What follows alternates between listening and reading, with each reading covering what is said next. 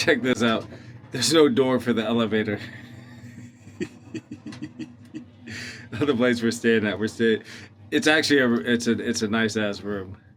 Uh, but yeah, I'll show it to you later.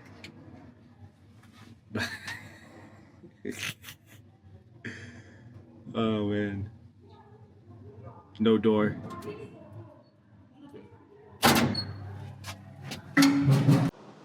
All right, so this is the Panda house. But its most attractive feature is this.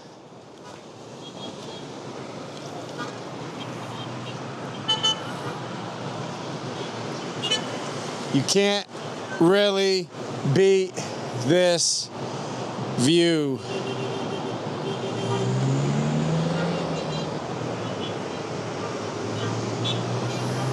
Bam. All right, I know I said the view was the best thing about Panda House, but actually Haddam is the best thing about Panda House, and that's the host. I've been to over 50 countries. This is the best host I've ever had. He was incredible.